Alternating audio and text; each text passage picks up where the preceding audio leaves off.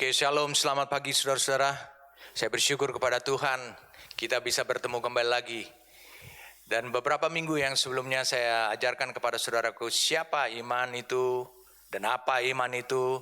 Sekarang saudara sudah mengetahuinya dengan pasti bahwa iman itu adalah orang. Iman itu adalah pribadi. Iman itu bukan karunia ataupun apa yang dianugerahkan Tuhan di dalam kehidupan rohani saudara, tapi dia adalah pribadi. Dia adalah iman, sehingga kita perlu benar-benar berinteraksi dengan iman itu, ataupun berjalan dalam perjalanan rohani kita menuju destiny, dalam perjalanan iman kita yang kita sebut dengan perjalanan iman kita harus dengan benar. Karena apa? Karena iman itu adalah pribadi. Mari saya ajak saudara kita berdoa lebih dahulu, karena saya akan melengkapi yang menyangkut dengan seberapa jauh saudara berjalan menurut iman saudara. Itu akan ada banyak gangguan, ada banyak hal yang selalu akan mencoba menghalangi perjalanan hidup rohani saudara. Tetapi saya bisa pastikan saudara bahwa Allah, di pandangan Allah, saudara tidak akan pernah gagal lagi. Oleh karena apa? Oleh karena saudara melangkah dalam kehidupan saudara menuju pada destiny, menuju pada tujuan akhir, garis akhir saudara, itu adalah bukan karena iman. Tetapi iman itu ada dalam hidup saudara. Iman itu memiliki daya yang kuat sekali. Iman itu membuat saudara memiliki kemampuan. Iman itu membuat saudara untuk bisa menarik seluruh kekuatan yang diperlukan untuk menyelesaikan kehendak Allah di bumi ini. Mari saja kita berdoa supaya Tuhan benar-benar menerangi kita dan bekerja sama dengan kita. Bapa, terima kasih untuk apa yang Kau singkapkan kepada kami hari-hari belakangan ini. Kami menyadari bahwa itu datang dari Engkau, adalah bertujuan supaya kami hidup dalam keakuratan, supaya kami hidup dalam kepastian, sehingga kami tidak mereka-reka ataupun kami menduga-duga apa yang sedang Engkau kerjakan dan apa maumu. Hari ini kami mau mendapatkan lagi perkataan-Mu Tuhan. Kami menginginkan roh pewahyuan. Kami menginginkan pewahyuan itu jelas berasal daripada Roh-Mu yang kudus. Bapa, hamba berdoa pada saat ini juga, berikan kepada kami, ajarilah kepada kami bersama dengan Roh-Mu yang kudus, untuk kami mendapatkan pengertian dan juga hikmat untuk mewujudkannya pada masa kami dan melalui hidup kami. Kami siap saat ini untuk mendengarkan firman-Mu. Terpujilah nama-Mu, dalam nama Tuhan kami Yesus Kristus kami berdoa dan mengucap syukur. Kita katakan sama-sama, amin. Saya ingin saudara hari ini supaya kita bisa tahu seberapa jauh kita melangkah dalam kehidupan kita, dan kita tahu bahwa iman itu adalah pribadi. Itu sebabnya kita berinteraksi dengan iman atau menggunakan iman bersama dengan iman yang Tuhan anugerahkan dalam diri kita. Dan iman itu identik dengan Kristus atau Yesus yang menjadi Kristus. Saudara harus bisa kita pastikan bagaimana kita berinteraksi dengan yang namanya pribadi. Berbeda dengan bagaimana kita kalau saudara menggunakan benda-benda. Kalau Allah menganugerahkan sesuatu yang merupakan benda yang bisa saudara pakai sebagai alat bantu dalam hidup saudara, tentu saudara akan berinteraksinya dengan berbeda. Tapi kalau Allah memberikan Roh yang kudus, yaitu adalah pribadinya dia sendiri, maka saudara harus berinteraksinya dengan berbeda. Oleh karena apa? Oleh karena Roh Kudus bisa berduka. Oleh karena Roh Kudus bisa bersuka cita. Oleh karena Roh Kudus juga bisa padam. Itu adalah karena sifat daripada pribadi.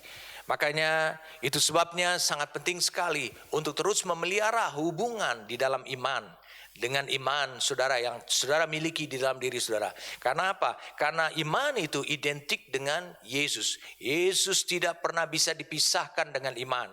Iman tidak pernah bisa dipisahkan dengan Yesus. Itu sebabnya kita harus tetap memelihara hubungan. Hubungan kehidupan maksud saya. Bukan hubungan hanya sekedar kita tahu, dia tahu, kita tahu, dan dia tahu. Amin. Saya mengajak kita semua untuk bisa membuka firman Tuhan dari Roma pasal 10. Roma pasal 10 ayat yang ke-17. Roma pasal 10 ayatnya yang ke-17. Mari kita lihat sama-sama. Roma pasal 10 ayatnya yang ke-17. Kita ajak semua untuk membuka Alkitabnya. Kalau itu ada pada gadget saudara-saudara bisa membacanya. Dan kalau saudara memiliki Alkitab yang dalam bahasa aslinya ataupun Yunani, saudara itu jauh lebih baik. Karena saudara akan diarahkan kepada originalnya. Baik, kita baca sekarang Roma 10 ayat 17. Dikatakan, jadi iman timbul dari pendengaran, dan pendengaran oleh firman Kristus. Iman itu keluar atau muncul dari firman Kristus, rema ini. Dan akan termanifestasi pada jiwa saudara. Dia muncul melalui kepemimpinan daripada Roh yang Kudus. Jadi jika iman yang selama ini saudara ketahui itu adalah orang atau pribadi, maka saudara dan saya harus tetap bersikap lurus dan benar dalam menerima kehadiran iman di dalam hidup saudara. Saudara tentu tidak bisa memanfaatkan iman. Saya ulangi, saudara tidak bisa memanfaatkan iman untuk kebutuhan saudara saja. Tidak bisa. Oleh karena apa? Sama seperti demikian. Jika seorang laki-laki, dia memiliki istri, saudara bisa lihat mereka menjadi pasangan suami istri. Tentu hubungan mereka akan menjadi rusak apabila dalam kehidupannya si laki-laki ini selalu memanfaatkan sang wanita sebagai istrinya itu untuk kepentingannya dia diri sendiri. Ini akan berdampak sehingga hubungan mereka akan terganggu. Realita daripada iman itu ada dalam diri kita, dan tujuan daripada iman itu tidak akan pernah terjadi atau tercapai lagi. Saudara harus bisa pahami, ini yang sering terjadi pada diri orang karena mereka tidak mengerti tentang iman. Itu sebabnya kalau mereka sakit, kalau mereka nggak punya uang, mereka berharap mereka menerima iman daripada Tuhan. Saya mau kasih tahu pada saudaraku, banyak orang akhirnya tidak bisa membedakan antara iman yang datang dari Tuhan dengan semangat. Karena kalau engkau tidak punya uang dan kau berdoa dan kau yakin bahwa engkau bisa memiliki iman yang datang dari Tuhan, bisa saja itu adalah semangat untuk hidup. Semangat untuk bertahan hidup supaya engkau tidak jatuh sampai akhirnya kelaparan dan mati. Jadi saudara, karena iman itu adalah orang, ada pribadi, maka perhatikan apa yang saya sampaikan ini kepada saudara. Adalah tidak benar jika saudara memanfaatkan iman untuk keperluan saudara. Ingat, tujuan iman adalah karena melihat kehendak Allah. Tujuan iman dianugerahkan Allah ke dalam hidup saudara. Efesus 2 ayat 8-9 mengatakan adalah untuk keselamatan hidup saudara. Untuk perjalanan rohani hidup saudara. Untuk supaya saudara bisa diselamatkan jiwanya, saudara bisa diselamatkan tubuhnya. Iman dalam hidup saudara itu adalah bukan iman yang pasif. Saya ulangi, bukan iman yang pasif. Makanya dia dikatakan sebagai pribadi, sebagai orang, wujud orang, identik dengan Yesus. Dia adalah iman yang aktif. Saya ulangi, dia iman yang aktif. Dia tidak akan bisa berhenti sebelum tujuan itu tercapai. Dia bersama dengan saudara akan bergerak terus, memanifestasikan dirinya. Bukankah pada perjanjian lama dulu, para pahlawan iman tidak bisa memanifestasikan iman. Tetapi sekarang saudara bisa memanifestasikan iman. Di mana? Di jiwa saudara. Di mana? Di tubuh saudara. Jadi saudara bisa lihat ini. Yang kedua adalah, karena iman adalah orang, maka yang pertama tadi, saudara jangan memanfaatkan iman untuk keperluan saudara. Saudara kalau sakit, kenapa saudara sakit? Karena saudara kurang makan. Kenapa saudara kurang makan? Bukan karena malas makan, bukan karena tidak ada makanan. Kalau saudara sakit, saudara berharap, saudara meminta supaya saudara memiliki iman untuk kesembuhan saudara.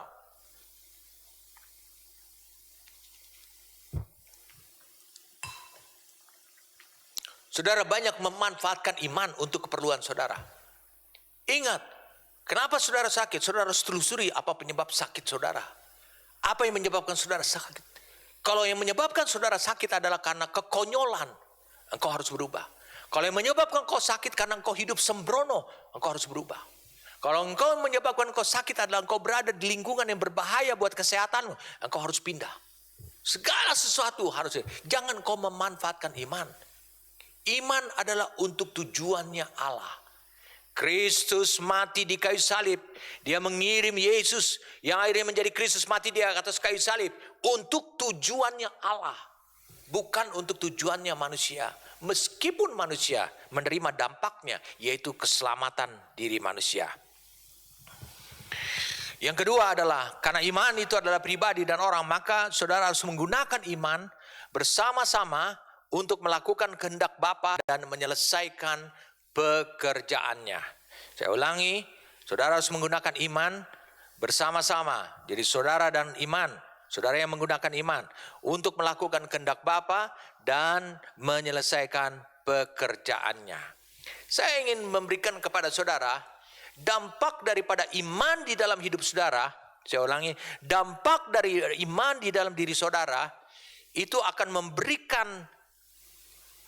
memberikan suatu kekuatan supranatural dalam diri saudara dalam perjalanan hidup rohani saudara. Saya ajak kita untuk melihat Wahyu pasal yang ke-13.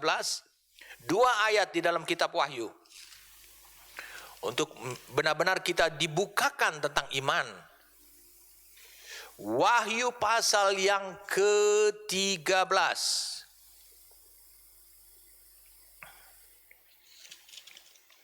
Ayat yang ke-10. Ayat 9.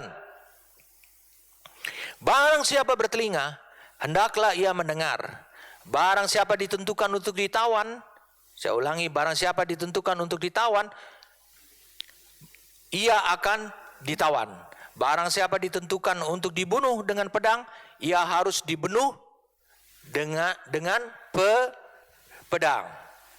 Yang kemudian dikatakan lagi apa?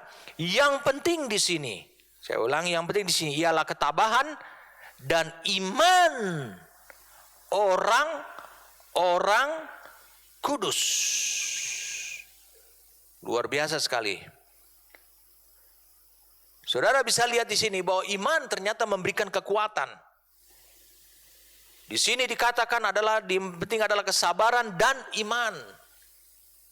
2 hal. Kesabaran itu datang dari hidup saudara. Iman datang dari Allah di dalam hidup saudara.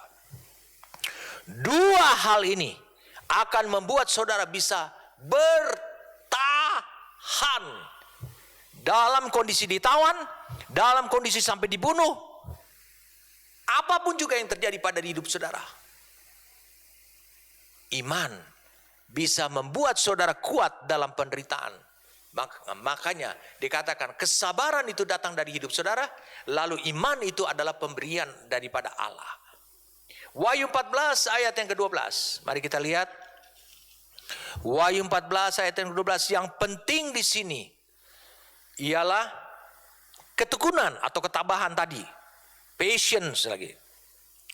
Orang-orang kudus yang menuruti perintah Allah dan iman kepada Yesus Kristus.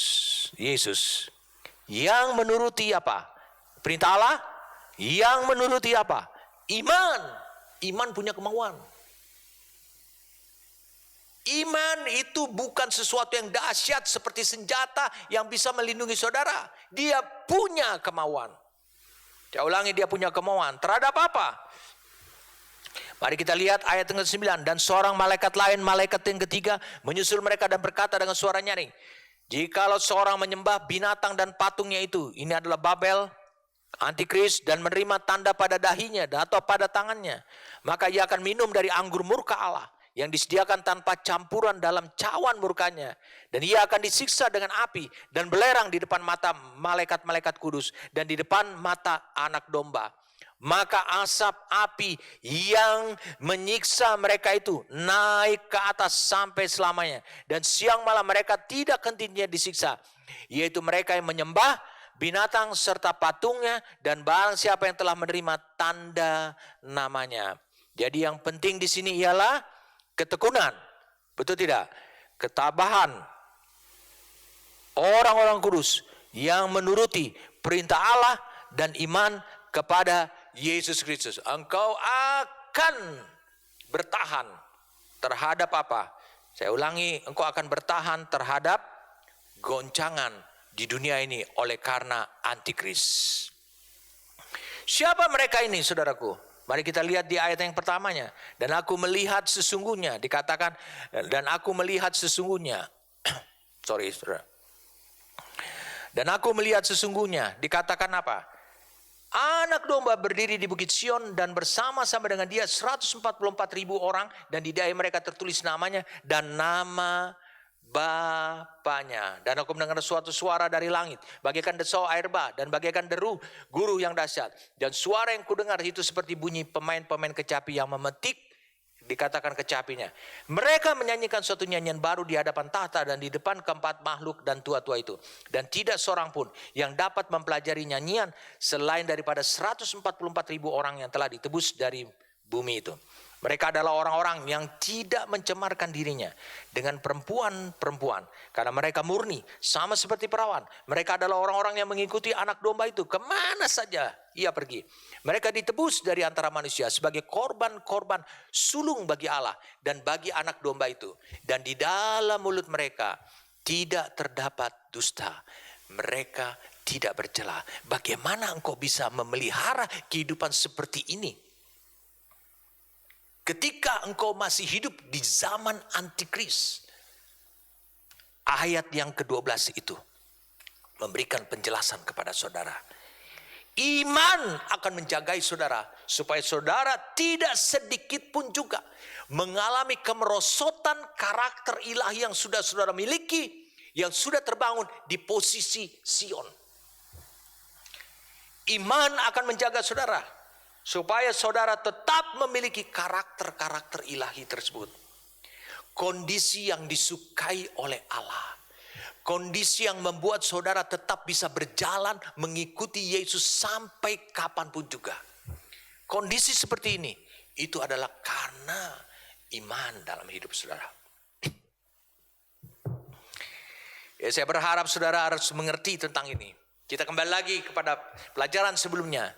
Tidak ada iman, tidak ada manifestasi iman, tidak ada realiti iman tanpa Yesus. Lihat di sini anak domba yang berdiri di sana. Yesus dikatakan, anak domba Allah. Yesus berdiri di sana sebagai anak domba, mengepalai Sion itu, yaitu gereja yang tidak lazimnya. Jadi saudara bisa lihat apa yang saya pernah ajarkan pada saudara. Yesus sama artinya atau identik dengan iman itu. Iman itu adalah person ataupun orang. Jadi saudara bisa lihat karena iman Musa, misalnya kayak tadi, Musa menganggap penghinaan karena Kristus lebih besar daripada kekayaan, daripada apa? Kekayaan seluruh Mesir. Ibrani 11:24 sampai 26. Jadi saudara bisa lihat itu. Mengapa?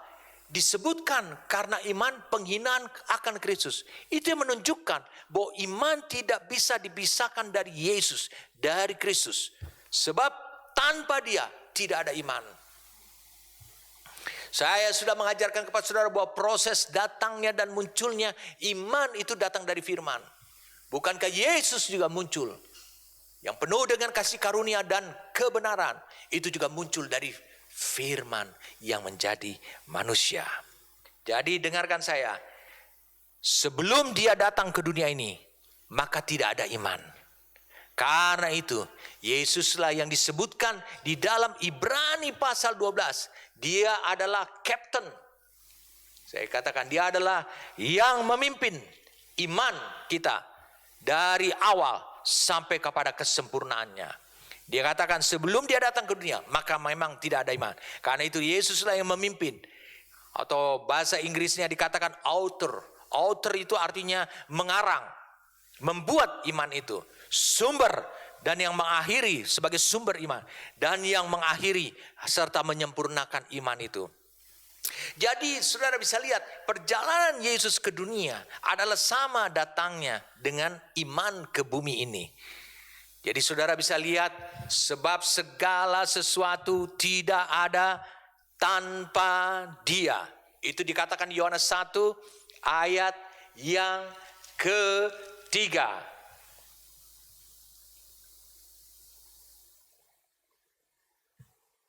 Perhatikan baik-baik. Yohanes 1 ayat yang ketiga, sebab segala sesuatu tidak ada tanpa dia. Segala sesuatu dijadikan oleh Dia. Kalau sekarang Ibrani 11 ayat 3, karena iman kita mengerti bahwa alam semesta telah dijadikan oleh firman Allah. Sehingga apa yang kita lihat telah terjadi dari apa yang tidak dapat kita lihat. Alkitab berkata kita mengerti. Semuanya dijadikan oleh firman Allah. Tapi bagaimana saudara bisa betul-betul mengerti? Hanya karena iman. Karena apa? Karena iman itu, saya ulangi, karena iman itu timbul daripada firman. Jadi iman itu memberikan kekuatan pengertian kepada saudara.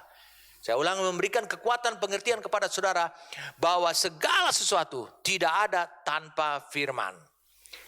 Kemudian saudara, sudah saya ajarkan kepada saudara, keselamatan itu adalah pemberian Allah. Seperti Allah memberikan anaknya yang tunggal kepada kita melalui kematiannya oleh karena kasih karunia Allah. Sebegitu besar kasih karunia Allah atas dunia ini, sehingga yang mengaruniakannya anak tunggal. Supaya barang siapa yang percaya kepadanya tidak binasa, melainkan beroleh hidup yang kekal. Efesus 2 ayat 8 dan 9 mengatakan, sebab karena kasih karunia sama toh, kamu diselamatkan oleh iman. Itu bukan hasil usahamu. Dan itu bukan hasil pekerjaanmu. Jangan ada orang yang memegahkan diri. Jadi kalau begitu, kita harus sampai pada kesimpulan. Mengingatkan kembali lagi apa yang sudah saya sampaikan pada 3 minggu berturut-turut ini. Yaitu, para pahlawan iman ini memperoleh kekuatan dalam melakukan ketaatannya atas perintah Tuhan. Adalah dia peroleh kekuatan itu dari mana? Karena dia melihat Mesias sekilas.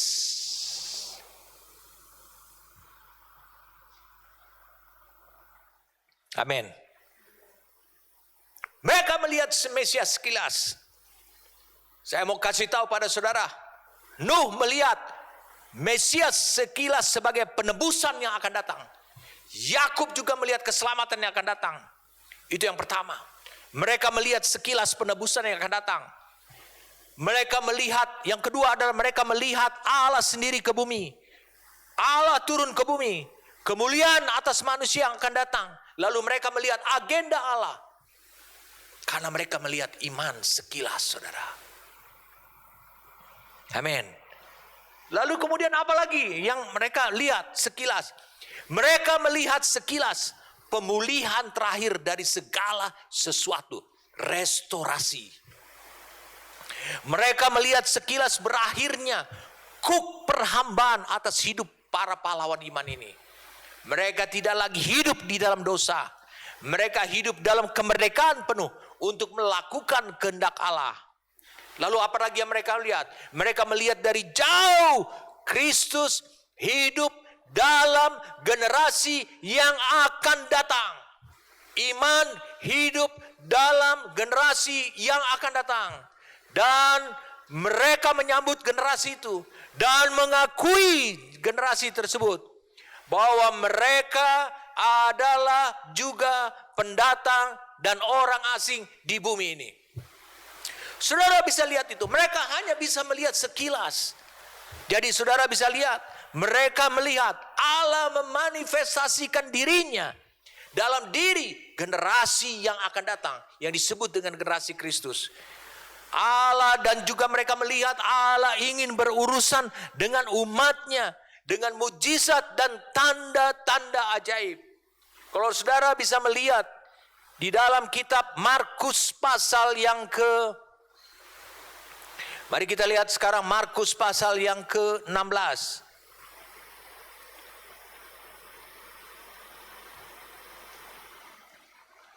Lihat di sini. Ayat 15-nya mengatakan, lalu ia berkata kepada mereka, pergilah ke seluruh dunia, beritakanlah Injil kepada segala makhluk. Siapa yang percaya dan dibaptis akan diselamatkan. Tapi siapa yang tidak percaya, maksudnya tidak percaya pada pemberitaanmu, akan dihukum. Tanda-tanda ini akan menyertai orang-orang yang percaya. Mereka akan mengusir setan demi namaku. Mereka akan berbicara dalam bahasa-bahasa yang baru bagi mereka. Mereka akan memegang ular dan sekalipun mereka minum racun maut, Mereka tidak akan mendapatkan celaka.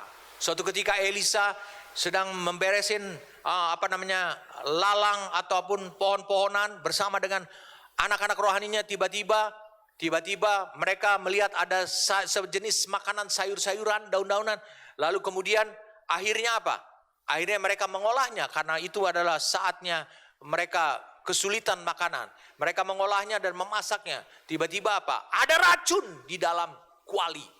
Lalu diambil tepung dan ditambah dengan garam dan akhirnya itu menjadi netralisir.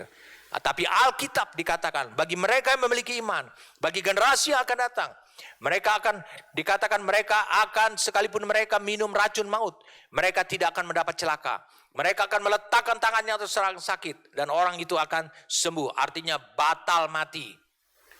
Saudara bisa lihat itu.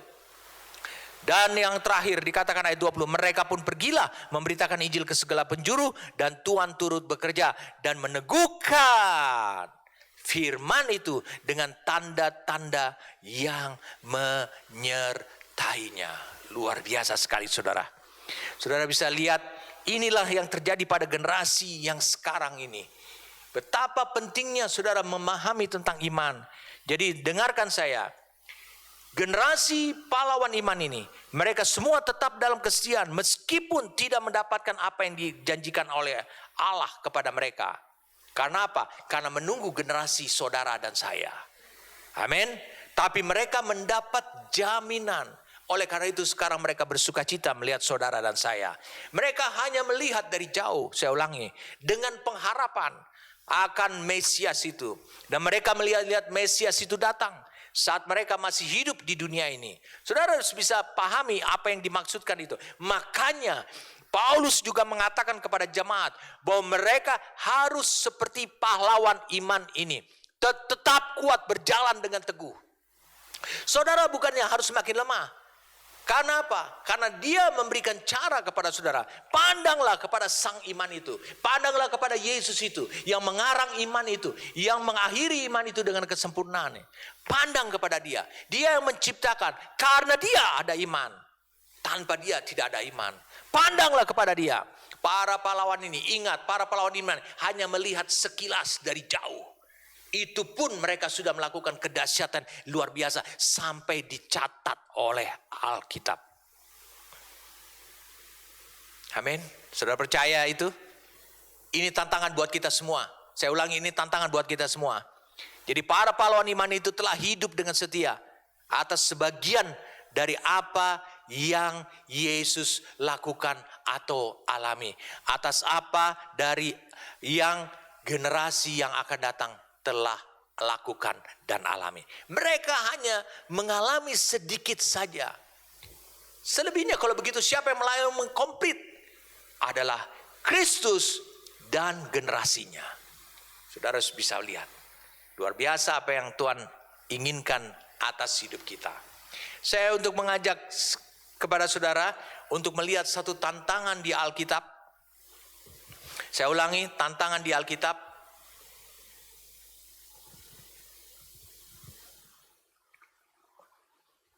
Markus pasal yang ke-11.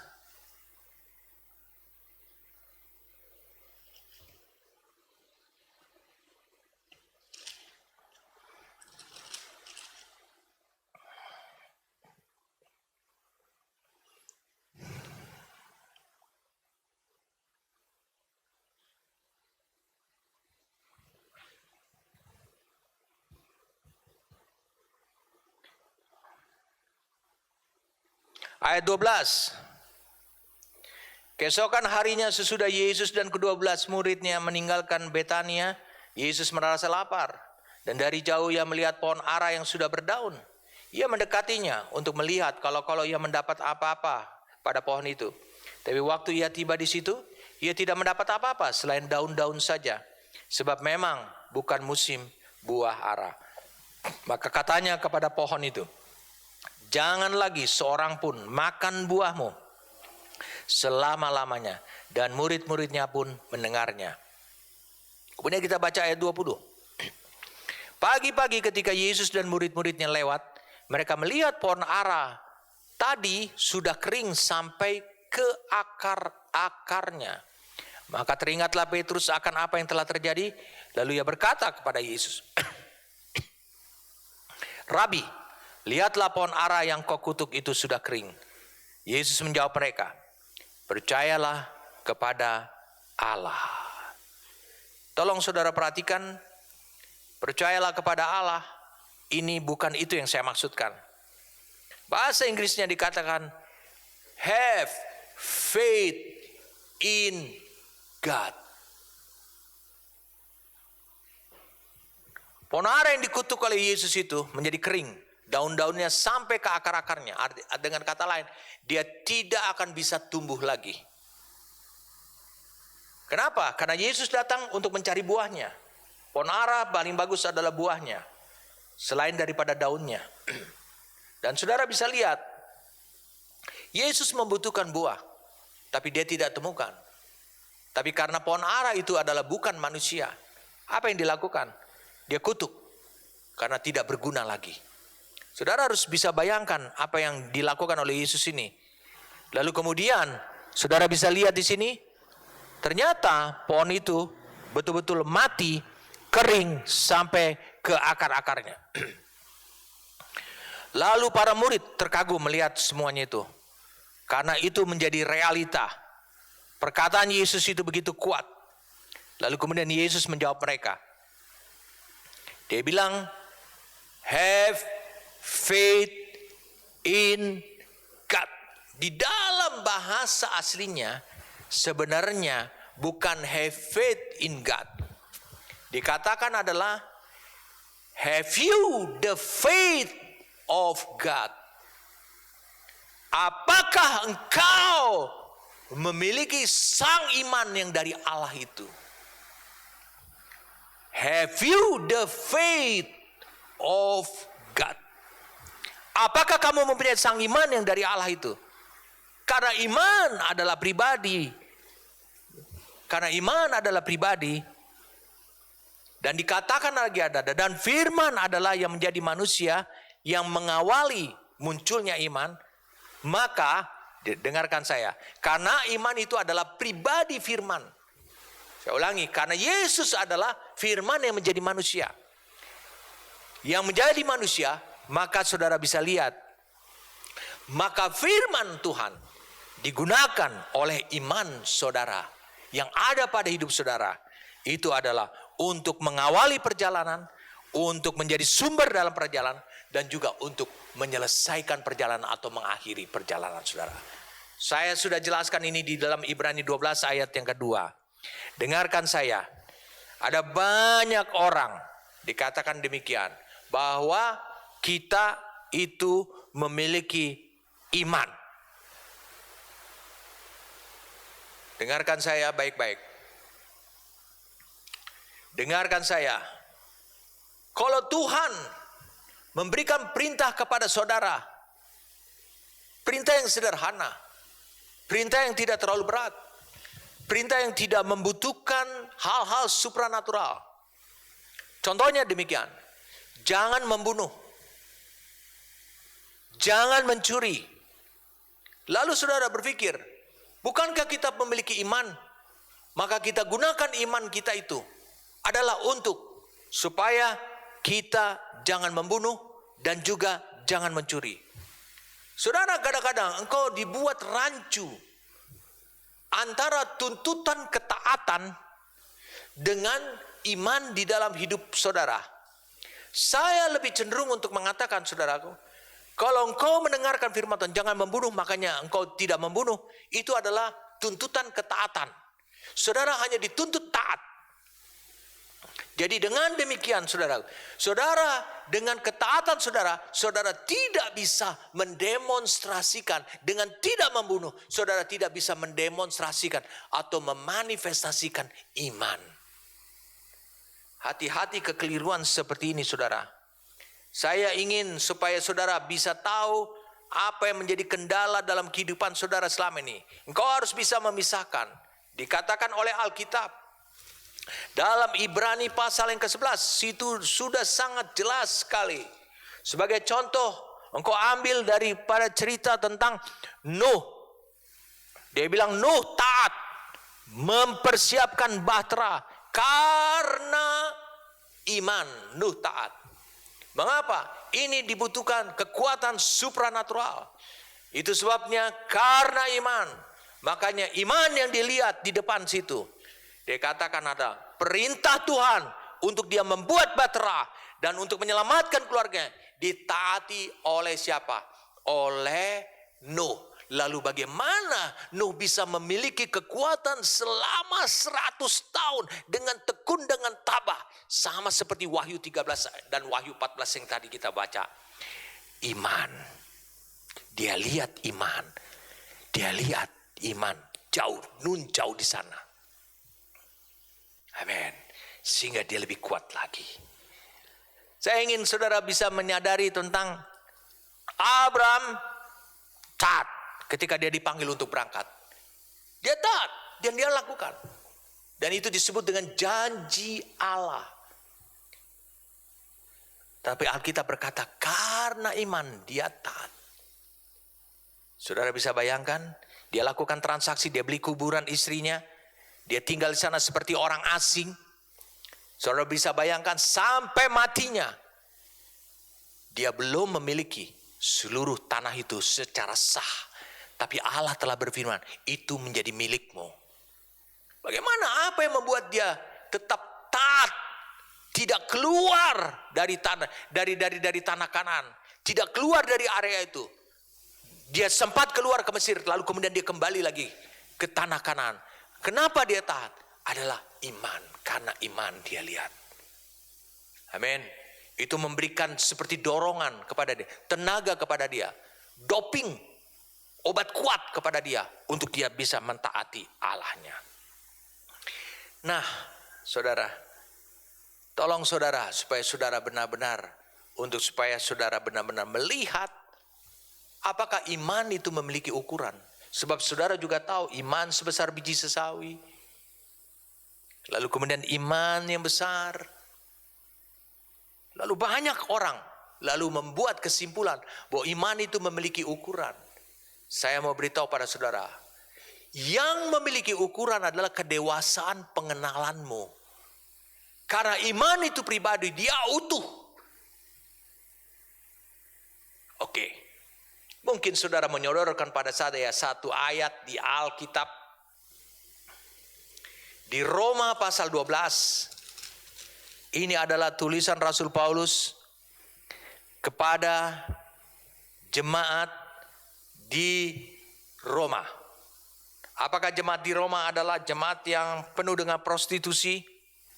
Apakah jemaat di Roma adalah jemaat yang penuh dengan kejahatan? Tidak. Paulus menulis kepada gereja. Saya ulangi, Paulus menulis kepada gereja Tuhan di Roma. Dia tulis begini di ayat yang ketiga. Berdasarkan kasih karunia. Saya ulangi.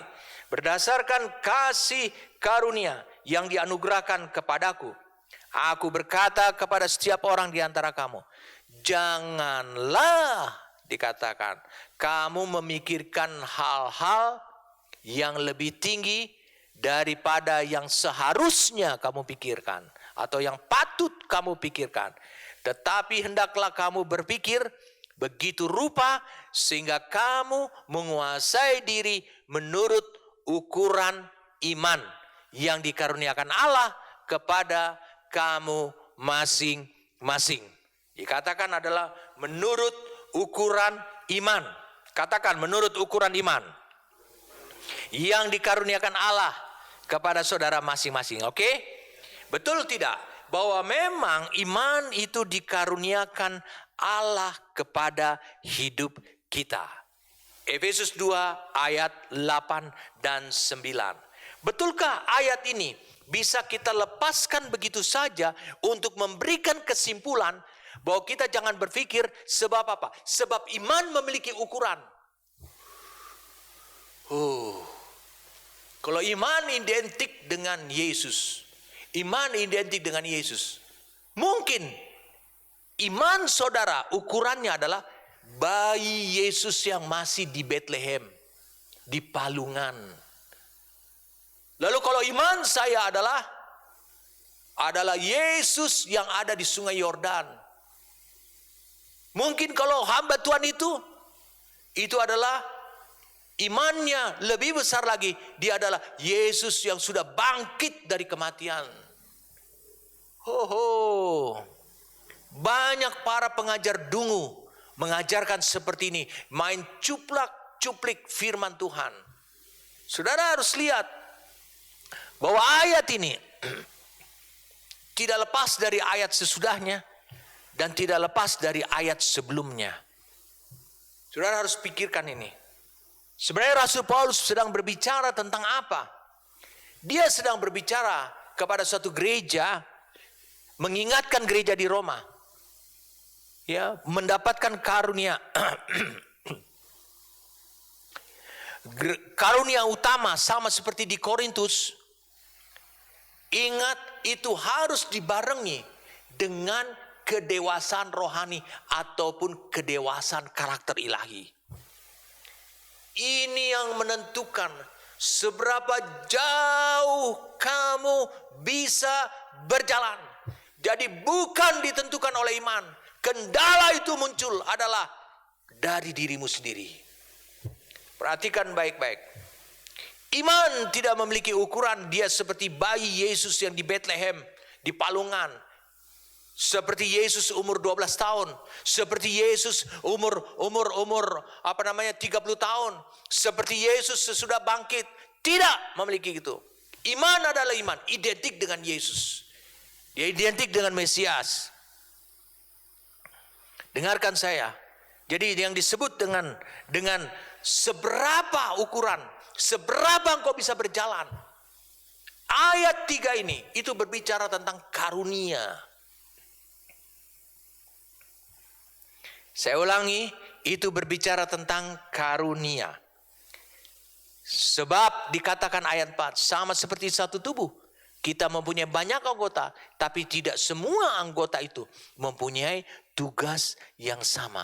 Demikian juga kita walaupun banyak adalah satu tubuh dalam Kristus, tapi kita masing-masing adalah anggota. Saudara bisa lihat, ini dikaitkan dengan hal-hal yang disebut adalah karunia. Untuk kita hidup bersama di dalam anggota tubuh Kristus. Paulus menasihati ini supaya jangan terjadi perpecahan sama seperti yang terjadi di Korintus. Saudara mau tahu ukuran iman yang akhirnya menjadi kendala buat iman saudara, kemajuan rohani saudara? Saudara mau baca itu? Saudara bisa lihat ini dari ayat yang ke-1 dan ayat yang kedua. Dengarkan saya. Karena itu saudara-saudara, demi kemurahan Allah aku menasihatkan kamu supaya kamu mempersembahkan tubuhmu sebagai persembahan yang hidup, yang kudus dan yang berkenan kepada Allah. Itu adalah ibadahmu yang sejati. Janganlah kamu menjadi serupa dengan dunia ini, tapi berubahlah oleh pembaruan budimu, sehingga kamu dapat membedakan manakah kehendak Allah, apa yang baik, yang berkenan kepada Allah, dan yang sempurna. Dalam bahasa Inggrisnya dikatakan, sehingga kamu dapat membuktikan apa itu kehendak Allah yang baik, yang sempurna, yang berkenan, dan yang sempurna. Engkau bisa membuktikan bahwa kehendak Allah itu baik, kehendak Allah itu berkenan, dan kehendak Allah itu sempurna. Ayat 1 dan 2 sebelum dihubungkan kepada ayat yang ketiga. Karena ayat yang ketiga, makanya berdasarkan kasih karunia ini anugerahkan, Paulus menasehati jemaat di Roma. Jangan memikirkan hal-hal. Jadi dia berbicara tentang pikiran. Ayat 1 dan 2 dikatakan dia berbicara tentang hal-hal yang bisa saudara lakukan terhadap tubuh saudara. Bukankah tubuh saudara sangat dipengaruhi oleh jiwa? Bukankah tubuh saudara sangat dipengaruhi oleh pikiran? Bukankah tubuh saudara adalah bagian daripada rencana keselamatan Allah yang dimulai dari dalam roh saudara? Yang dimulai dari iman yang ada pada hidup saudara. Bukankah itu? Tetapi saudara bisa lihat di sini. Dikatakan apa? rupanya pikiran itu bisa menjadi kendala dalam perjalanan rohani saudara. Saya ulangi, dia akan menjadi kendala dalam kehidupan ataupun perjalanan rohani saudara. Lihat apa yang diinginkan oleh Paulus. Yang diinginkan oleh Paulus adalah dikatakan di ayat 1 dan 2, dikatakan begini, berubahlah oleh pembaruan budimu, mindsetmu, cara berpikirmu, melalui pembaruan budimu, cara berpikir. Dengarkan, Allah itu punya rencana kesembuhan buat saudara, rencana keuangan buat saudara, rencana kemakmuran buat saudara, rencana keberhasilan buat saudara, dan banyak rencana-rencana.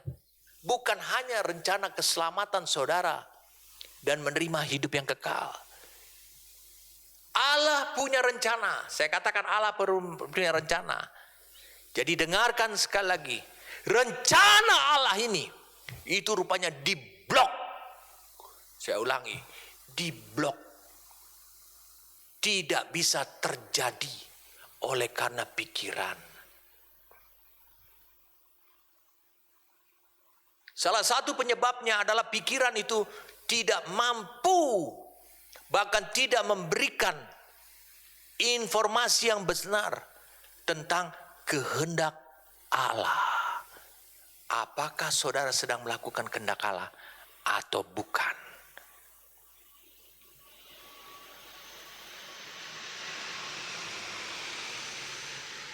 Dengarkan saya.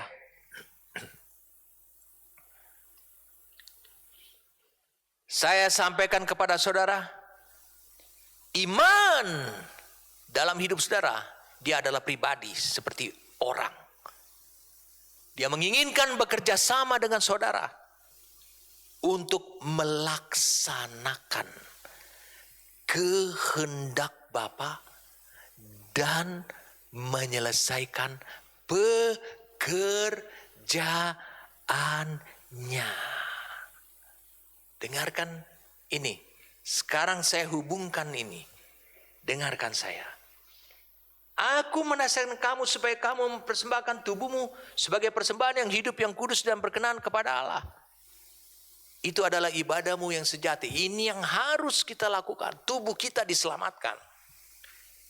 Itu sebabnya dikatakan janganlah kamu menjadi serupa dengan dunia ini, tetapi berubahlah oleh pembaruan budimu, sehingga kamu dapat membuktikan atau mengetahui, dapat mengenal mana kehendak Allah yang baik, yang berkenan kepada Allah, dan yang sempurna. Kalau engkau tidak tahu, saya ulangi, kalau engkau tidak tahu bagaimana kehendak Allah, apa itu kehendak Allah, maka saya ulangi sekali lagi, iman tidak bisa bekerja sama dengan hidup saudara. Iman tidak akan bergerak sama sekali. Iman tetap tinggal di dalam roh saudara.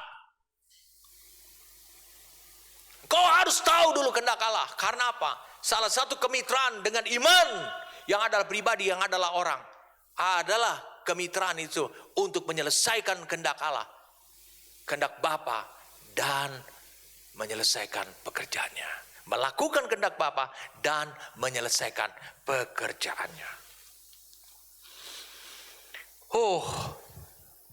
Saudara tahu sekarang siapa yang menyebabkan saudara tidak mengetahui kehendak Allah? Pikiran. Pikiranmu itu bisa mengakibatkan engkau stagnasi. Saya ulangi, engkau mengakibatkan engkau stagnasi. Engkau terhenti. Perjalanan hidupmu yang disebut dengan perjalanan iman itu hanya berhenti sampai di rohmu. Tidak ada manifestasi di dalam jiwa saudara. Kalau engkau berkata kepada orang lain tidak merasa disegarkan dengan perkataanmu yang keluar dari jiwamu. Kenapa? Karena tidak ada kekuatan iman yang memberikan iman. Kenapa? Karena pikiranmu memblok. Allah punya rencana kesembuhanmu, rencana ini, semuanya itu tidak bisa terrealisasi. Kenapa? Itu sebabnya. Transform dikatakan. berubah, transformasi. Dalam bahasa lainnya, kalau tidak salah itu dalam Amplified Bible, itu dikatakan adalah direnovasi pikiranmu. Saya ulangi lagi, direnovasi pikiranmu. Dengarkan saya, pikiran pada jiwa itu menjadi batu penghalang pergerakan kehidupan rohani, kehidupan iman saudara. Itu menjadi penghalang. Saya ulangi sekali lagi, Roh Kudus yang ada dalam diri saudara tidak bisa menghantam begitu saja kekuatan daripada jiwamu. Karena itu adalah melanggar yurisdiksi daripada kerjanya Allah. Hukum kerjanya Allah itu dilanggar. Saudara bisa lihat itu. Jadi yang pertama adalah, saudara bisa lihat di sini. Yang pertama adalah dikatakan ada apa? Berubah oleh pembaruan budimu. Itu penting. Itu menjadi dasar. Engkau harus bersedia direnovasi pikiranmu. Yang kedua, saudara bisa lihat itu di Matius 11 ayat 29 ayat 30. Apakah sekarang engkau mau berjalan bersama-sama dengan iman untuk memikul kuk beban yang enak pada jiwa saudara? Matius 11 ayat 29-30. Matius 11 ayat 29-30. Kuk yang enak dipikul pada jiwa saudara. Matius 11 29-30. Dikatakan ini, pikulah kuk yang kupasang dan belajarlah padaku, karena aku lemah lembut dan rendah hati, dan jiwamu, dikatakan your soul ataupun psuche akan mendapat ketenangan ataupun rest. Tidak galau, tidak gelisah. Ayat 30, sebab kuk yang kupasang itu enak dan bebanku pun ringan. Ini bukan perbudakan, tetapi ini adalah yang membuat jiwamu memanifestasikan beban Tuhan, perintah Tuhan, kehendak Tuhan termanifestasi melalui semangat pada jiwamu. Karena apa? Jiwamu akan mendapat rest. Ini tidak berat. Perintah-perintahnya tidak berat. Jadi saudara bisa mendapatkan kelegaan. Dua hal inilah yang dimaksudkan di Roma 12 ayat 1 sampai ayat 3. Ini menjadi kendala dalam perjalanan kehidupan rohani saudara. Maka ketika pikiranmu saja diperbaharui, engkau dapat membuktikan, engkau dapat mengetahui, oh ini kehendak Allah yang baik, yang berkenan kepada Allah dan yang sempurna. Oh ini kehendak Allah yang baik, yang berkenan kepada Allah dan yang sempurna. Karena baik, berkenan, sempurna, itu adalah sifat dan kandungan yang selalu ada di dalam kehendak Allah. Kalau pikiranmu, dengarkan saya, sudah direnovasi, barulah engkau tentukan. Saya ulangi, engkau yang menentukan seberapa jauh engkau mau berjalan dalam perjalanan imanmu. Karena apa? Engkau akan bisa berjalan sampai pada garis akhir, yaitu di ayat yang pertama ini. Dibilang di sini, engkau akan mempersembahkan tubuh, bukan jiwa, bukan roh, tapi tubuh sebagai persembahan yang hidup, yang kudus, dan yang berkenan kepada Allah. Apa arti yang hidup? Nyata dalam tubuhmu, hidupnya Allah. Sama seperti yang saya alami juga. Hidupnya Allah mulai nyata dalam tubuh saya yang akhir hari ini mengalami sakit. Mulai nyata. Saya berupaya untuk mengatasi bahwa saya tidak bergantung pada obat. Meskipun saya makan obat, tapi saya tidak mempercayai bahwa hidup Allah itu adalah obat. Hidup Allah adalah hidup Allah. Saya menggarisbawahi bahwa tubuh saya akan saya pelihara untuk dia tepat untuk saya menyelesaikan pekerjaan yang dia berikan. Itu penting. Itu sebabnya yang saya butuhkan bukan obat. Yang saya butuhkan adalah hidup Allah. Meskipun saat-saat sekarang saya masih terapi obat, tapi saya membutuhkan hidupnya Allah untuk menyelesaikan pekerjaan, bukannya obat. Banyak orang mengatakan iman itu adalah seperti alat bantu saja, atau formula lah, ataupun produk. Dan ada juga yang lebih parah, itu adalah seperti upaya manusia bersama dengan Allah. Banyak dari orang Kristen senang sekali untuk mendengarkan pengajaran-pengajaran dungu seperti itu. Pengajaran-pengajaran yang betul-betul berasal dari neraka, yang bertentangan dengan Allah. Tapi tetap ingat, saudara harus tetap konsisten mulai dari hari ini. Setiap kali saya berkhotbah kepada saudara, saudara harus konsisten. Iman itu adalah pribadi atau person. Jadi dengan demikian saudara, kalau dia ada di dalam batin saudara, tentu dong sama seperti itu engkau harus memberikan nutrisi. Engkau harus memberikan kehidupan kepada rohmu, memberikan kesempatan untuk dia berinteraksi, untuk dia melakukan, memanifestasikan dirinya, menunjukkan bahwa dia hidup. Saya ulangi, menunjukkan bahwa dia hidup. Itu penting buat saya. Kalau saudara ingin menunjukkan bahwa dia tetap hidup, bagaimana menggelitik? Saya ulangi, menggelitik.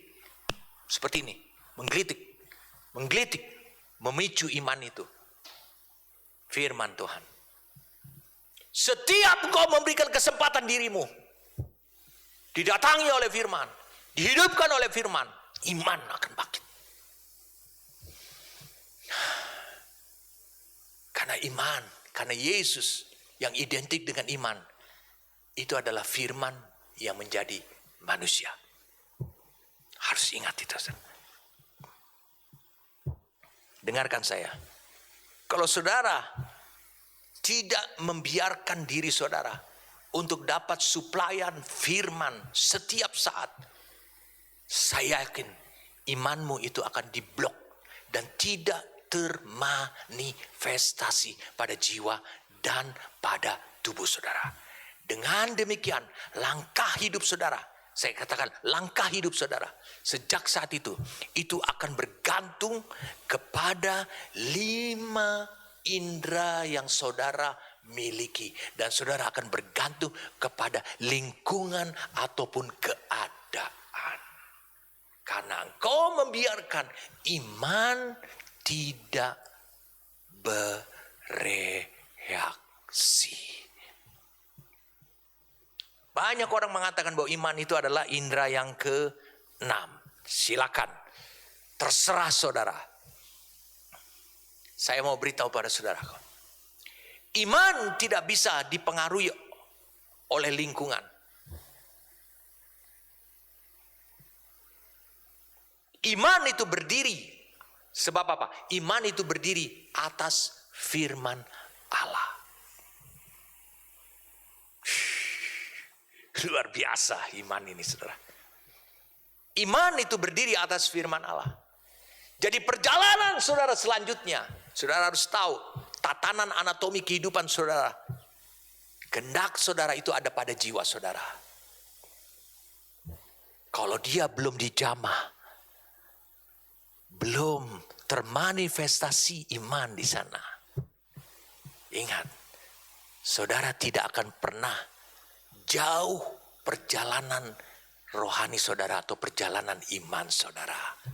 Karena dengan segera setiap keputusan, tindakan, langkah kehidupan saudara ambil, saudara mudah dipengaruhi oleh 5 indera yang saudara miliki. Dan saudara mudah dipengaruhi oleh lingkungan-lingkungan yang ada.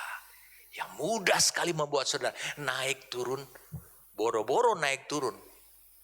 Jangan-jangan tidak ada kesempatan untuk naik. Turun terus. Dengan demikian engkau mengalami yang disebut dengan mandek. Tetapi apabila engkau mengizinkan, bahwa engkau membiarkan, bagaimana asal usulnya? Itu sebabnya firman dibutuhkan pada jiwa saudara. Setiap firman ada di dalam jiwa saudara. Firman itu menjadi firman rema, maka akan muncul iman termanifestasi di sana. Saya ulang, firman akan termanifestasi di sana. Kalau engkau masih rajin mendengarkan khotbah saya, apa yang saya sampaikan, kalau tidak salah itu di bulan-bulan Februari atau Maret, saudara dengarkan dengan baik, saudara akan mengerti tentang kebenaran itu. Iman apa yang ada dalam roh, seluruh kekayaan dan potensi Allah yang ada dalam roh, dia berupaya untuk tidak berhenti sampai di situ saja dan diam di situ saja. Dia ingin untuk meluber sampai kepada jiwa, sampai kepada tubuh. Jadi sebenarnya Allah telah memberikan kata kunci untuk diri saudara. Kata kunci itu adalah Allah mentargetkan bahwa saudara akan berhasil dalam hidup saudara. Salah satu contoh keberhasilan dalam hidup saudara yang saudara bisa tiru bagaimana hidupnya hamba Tuhan ini. Dia juga disebutkan di dalam salah satu kisah, di dalam itu adalah disebut pahlawan iman juga. Mari saya ajak saudara untuk bisa melihat Yosua pasal yang pertama. Yosua pasal yang pertama.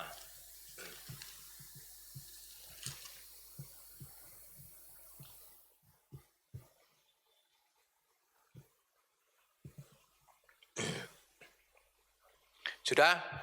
Kita tidak perlu baca sampai ayat 1 sampai ayat 18. Cukup banyak ayatnya. Tapi saya ingin saudara benar-benar melihat beberapa ayat saja untuk benar-benar menyadari keberhasilan Yosua ini. Oke, saudara siap? Lihat.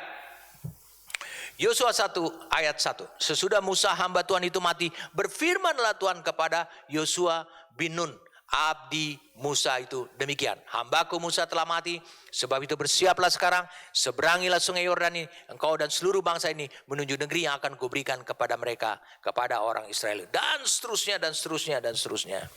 Apa yang terjadi pada diri Yosua? Yosua didatangi oleh firman.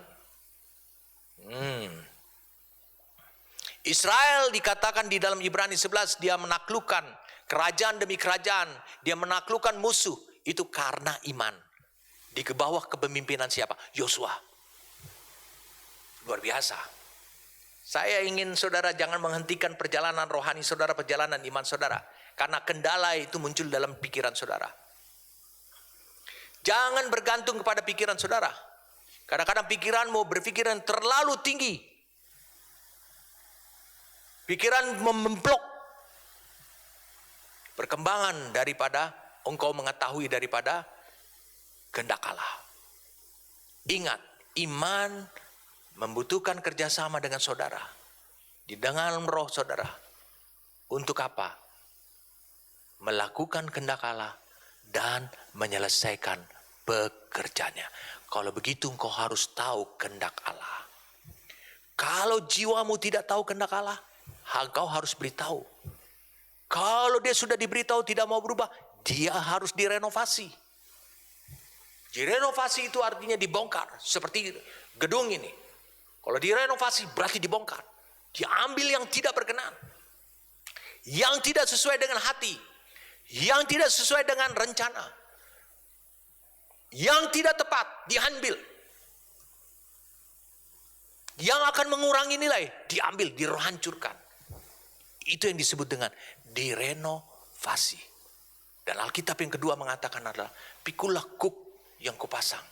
Karena apa? Jiwamu akan mendapatkan rest.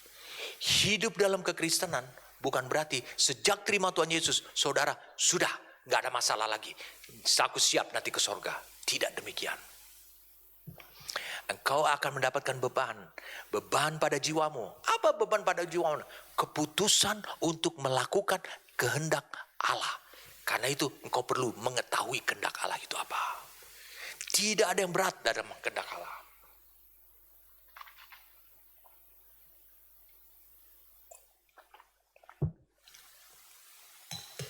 Mari kita lanjutkan sekali lagi tentang Yosua.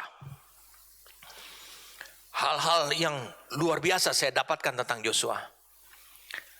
Allah mentargetkan Yosua akan berhasil. Mari kita lihat. Dikatakan begini. Ayat yang ke-6.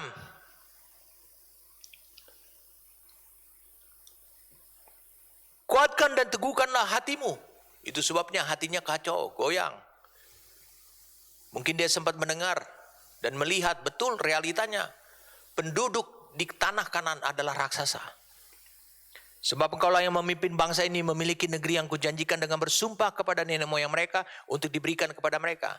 Bukankah Yosua belum memiliki iman? Iman belum datang. Bukankah Yosua hanya melihat karena iman dia bisa menaklukkan kerajaan demi kerajaan? Itu yang dikatakan oleh Alkitab di Ibrani 11. Kemudian dikatakan, hanya kuatkan dan teguhkanlah hatimu dengan sungguh-sungguh.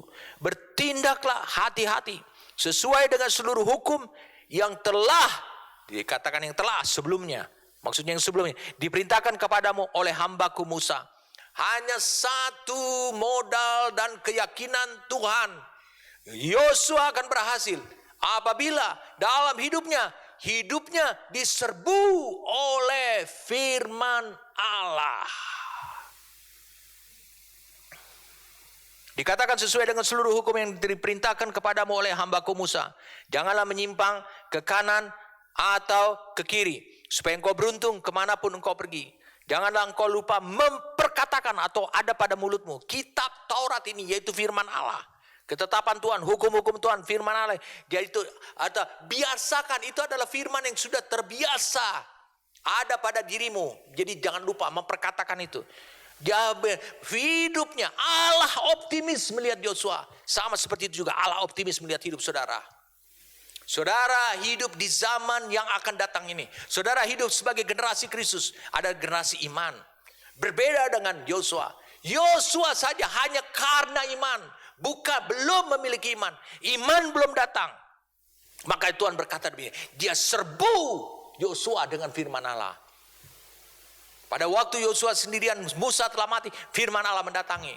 Sebelum Musa mati, firman Allah sudah mendatangi dia. Sebelumnya, hukum Taurat diberikan, firman Allah mendatangi dia. Dikatakan, supaya tetapi renungkan itu siang dan malam, supaya engkau bertindak hati-hati, sesuai dengan segala yang tertulis di dalam yang engkau bertindak. Sebab dengan demikian, perjalananmu akan berhasil, dan engkau akan beruntung atau sukses. Apakah demikian firman Tuhan yang mendatangi itu sudah cukup mendatangi Yosua? Belum. Ayat 9. Bukankah telah kuperintahkan kepadamu? Oh, firman Tuhan datang lagi. Telah sebelumnya sudah datang. Kuatkan dan teguhkanlah hatimu. Jangan kecut dan tawar hati. Sebab Tuhan Allahmu menyertai engkau kemanapun engkau pergi. Kau akan berhasil. Ingat, zaman Yosua lebih sulit daripada zaman sekarang. Kalau di zaman Yosua saja, Allah optimis. Bagaimana di zaman saudara? Tentu tidak mungkin Allah pesimis. Allah yakin dan pasti. Amin. Mau saya sampaikan kepada saudara? Tadi saya sudah uraikan kepada saudara. Perjalanan hidup saudara itu ditentukan oleh kendala yang ada dalam hidup saudara. Iman dalam hidup saudara, karena dia pribadi, dia akan berjalan kepada saudara sampai selesai. Sampai pada tubuh saudara. Sehingga tergenapilah tubuh untuk Tuhan, Tuhan untuk tubuh. Tubuhmu adalah bait Roh Kudus. Roh Kudus bukan hanya ada di dalam roh, tapi Roh Kudus ada sekarang, hadir membawa kehidupan Allah di dalam tubuh saudara, termanifestasi. Sekarang yang jadi masalah sebelum kita akhir ini, yang jadi masalah dalam hidup saudara,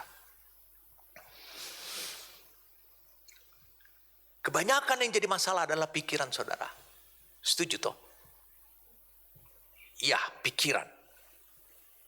Nah, banyak orang, saya ulangi, banyak orang dia melakukan cara untuk menanggulangi dengan cara yang salah.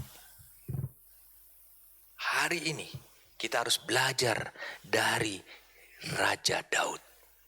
Bagaimana dia mengatasi segala hal yang berkecamuk dalam pikirannya, yang menghalangi perjalanan rohani dia, yang menghalangi perjalanan imannya dia. Sama seperti yang Paulus katakan di Ibrani pasal 12 tadi, tanggalkanlah segala dosa, lalu kemudian fokuslah engkau untuk menatap kepada siapa? Yesus. Dia bilang dosa dan beban yang begitu merintangi kita bukan berarti tanpa beban. Kita akan memikul bebannya Kristus yang diberikan oleh Yesus yang enak pada jiwa kita. Dikatakan beban yang merintangi kau harus tanggalkan. Boleh saya cerita pada saudara? Saya ulaskan sedikit supaya saudara mengerti tentang kebenaran ini. Oke, saudara siap? Dengarkan saya. Jangan, saya ulangi, jangan fokus kepada apa yang harus engkau enyahkan dari pikiranmu yang kau anggap itu menghalangi perjalanan imanmu. Saya ulangi sekali lagi, jangan fokus kepada apa yang harus engkau enyahkan. Hilangkan. Banyak orang dia fokus karena dia tahu itu mempengaruhi perjalanan rohaninya dia, perjalanan imannya dia. Apa yang ada pada pikiranmu? Karena bukan begitu caranya. Amin. Caranya sudah ditunjukkan oleh Yosua. Sekarang Raja Daud yang terkenal itu, yang hobinya akan firman Tuhan, yang menulis Mazmur, kitab Mazmur 150 pasal. Dia menulis buat saudara, supaya saudara jangan fokus, jangan berpusat, jangan konsentrasi untuk mengenyahkan. Saya ulangi, untuk mengenyahkan apa yang menjadi problem dalam pikiranmu. Jangan kau fokus di situ, saudara. Kitab Yosua menuliskan tidak demikian. Tapi sekarang kita akan baca Mazmur Daud. Mazmur 119 saja. Mazmur 119. Saudara akan dapat mengerti dengan mudah di sini apa yang dikatakan oleh Raja Daud. Mazmur 119.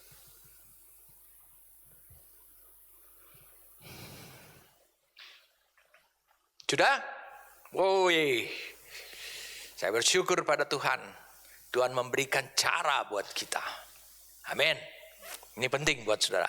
Saudara yang telah mendapatkan pemahaman, sharing dari firman Tuhan, dan tentang anatomi kehidupan manusia, tentang hukum kerja Allah, saudara pasti dengan mudah akan memahami apa yang saya bagikan ini. Jangan fokus kepada apa yang harus dienyahkan dari pikiran saudara. Jangan fokus. Saudara akan keletihan dan saudara tidak pernah maju secara rohani. Ini caranya. Apa yang Daud lakukan mirip, saya katakan mirip sama seperti Yosua. Firman Tuhan membombardir dirinya. Oke. Pada Yosua lemah hati, makanya dikatakan kuatkan dan teguhkan hatimu. Oke, kita baca ayat 9. Dengan apakah seorang muda mempertahankan kelakuannya atau perbuatannya atau jalan hidupnya bersih? Dengan menjaganya sesuai dengan firmanmu. Oke? Ini nggak bisa ditawar-menawar. Saudara akan terus melangsungkan perjalanan iman saudara, perjalanan rohani saudara yang dahsyat itu. Saudara akan memanifestasikan iman itu dengan menjaga sesuai dengan firmanmu. Berarti engkau butuh banyak firman, bukan butuh banyak ayat. Bukan butuh banyak ayat-ayat Alkitab. Engkau butuh pernyataan-pernyataan pengungkapan daripada firman. Oke? Dengarkan saya. Ayat yang ke-10. Dengan segenap hatiku aku mencari engkau. Kemudian dikatakan apa? Janganlah biarkan aku mencari engkau untuk meminta pertolongan. Janganlah biarkan aku menyimpang dari perintahmu. Ini masalahnya Daud. Yang sering terjadi adalah dia selalu menyimpang dari perintahnya Tuhan. Lalu kemudian di ayat 11-nya dikatakan, makanya kita harus bebaskan diri kita. Karena ayat 10-nya itu adalah membuat Daud fokus kepada bagaimana dia mengenyahkan hal-hal yang jahat dalam pikirannya. Saudara akan keletihan, habis energi saudara, sementara saudara belum memulai perjalanan selanjutnya. Ayat 11 mengatakan demikian, dalam hatiku aku menyimpan janjimu. Tapi bahasa Inggrisnya dikatakan adalah, aku menyimpan firmanmu, supaya aku jangan berdosa terhadap engkau. Kalau engkau tidak berdosa terhadap Tuhan, maka engkau akan melanjutkan perjalananmu terus bersama dengan Tuhan, bersama dengan Kristus, bersama dengan Roh Tuhan, bersama dengan iman. Iman akan termanifestasi pada jiwamu, iman akan termanifestasi pada tubuhmu juga. Jadi dengan kata lain, engkau hanya fokus untuk menyimpan firman, bukan untuk mengenyahkan pikiran, hal-hal yang jahat dalam pikiran saudara, sehingga engkau tidak berdosa. Kau akan bisa mempertahankan kelakuanmu tetap benar di mata Tuhan.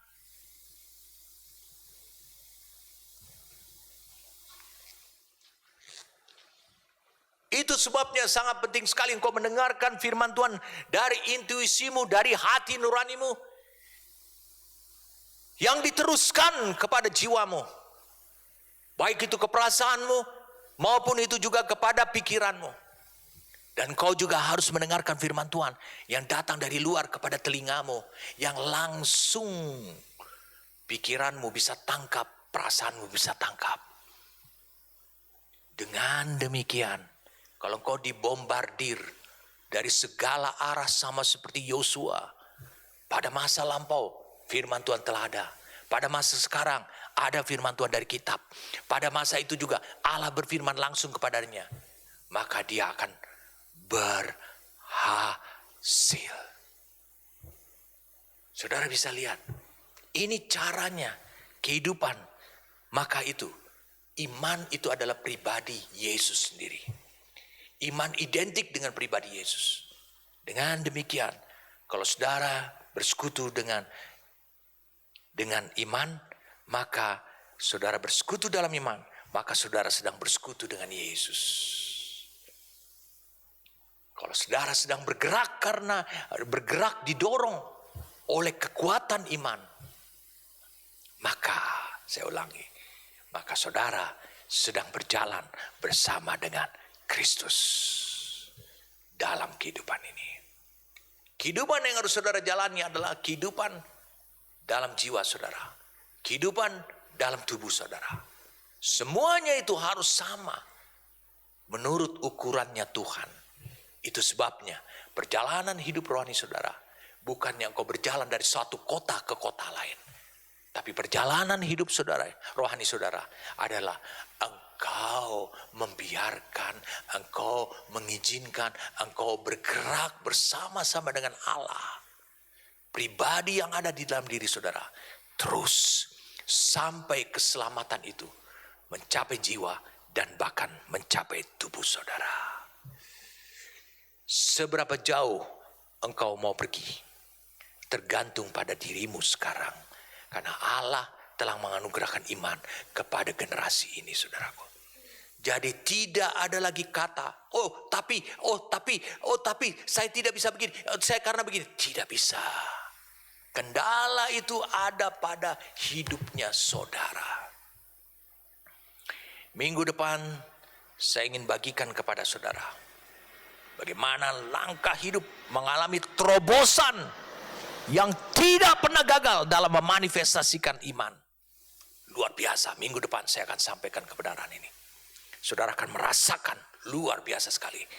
Ingat hari ini, bombardir dari firman, dari setiap sudut dalam hidup saudara. Sangat penting sekali. Karena imanmu akan bergairah. Karena iman itu adalah pribadi. Amin. Engkau akan mengeluarkan kata-kata iman. Engkau akan memiliki pandangan iman. Engkau akan memiliki langkah iman. Semua akan termanifestasi dalam hidup saudara. Tuhan memberkati. Bapa, terima kasih untuk apa yang kau sampaikan kepada kami. Jelas buat hidup kami Tuhan. Kau bergerak dalam hidup kami. Bukan hanya membuat kami lahir baru. Bukan hanya menaruh iman dalam hidup kami. Bahkan lebih daripada itu, engkau memulai sebuah perjalanan kehidupan yang telah engkau rencanakan, yang telah engkau tetapkan, yang telah engkau tentukan sebagai takdir, sebagai destiny dalam hidup kami. Bapak, terima kasih, kami tidak mau terhenti di tengah jalan. Karena itu hari ini, mulai hari ini Tuhan, kami memahami, kami ingin memakai caramu, kami mengizinkan firman Tuhan itu mendatangi kami. Sama seperti di Yohanes 1 ayat yang ke-10. Dikatakan di situ bagi saudara-saudara, supaya saudara mengerti tentang firman Tuhan itu. Dikatakan bahwa firman itu mendatangi milik kepunyaannya. Ketika saudara sudah lahir baru, firman saudara adalah milik kepunyaan Tuhan. Ayat 11. Ia datang kepada milik kepunyaannya. Tetapi orang-orang kepunyaannya itu tidak menerimanya. Kemudian dikatakan lagi, tetapi semua orang yang menerimanya. Jadi ada dua tetapi. Tetapi yang pertama menolaknya, tetapi yang kedua menerimanya. Tetapi semua orang menerimanya. Yang menerima firman, yang mendatangi dirinya, itu diberinya kuasa, diberinya perubahan. Yang dulu adalah pemberontak, yang dulu adalah bukan umat Tuhan, sekarang menjadi anak-anak Allah. Bukan hanya anak-anak Allah, tapi menjadi pewarisnya Allah. Yaitu mereka percaya dalam namanya. Bagaimana saudara bisa percaya? Bagaimana saudara bisa hidup dalam percaya dalam perjalanan hidup rohani saudara? Kalau firman tidak mendatangi saudara. Firman, izinkanlah firman mendatangi hidup saudara. Bapak, terima kasih untuk firman yang senantiasa mendatangi hidup kami. Kalau engkau berkata, ia datang kepada milik kepunyaannya, itu senantiasa terjadi pada hidup kami. Saya ingin beritahu kepada saudara semua, firman mendatangi saudara itu tanpa engkau minta. Dia selalu mendatangi hidup saudara. Biarlah izinkan engkau membuka pintu kehidupanmu, supaya firman itu membombardir dari segala macam sudut untuk kehidupan saudara. Sehingga Allah tetap dalam pengharapannya, dan pengharapannya itu meyakinkan dia bahwa engkau akan berhasil. Terima kasih Tuhan. Terpujilah namamu dalam nama Tuhan kami Yesus Kristus. Amen.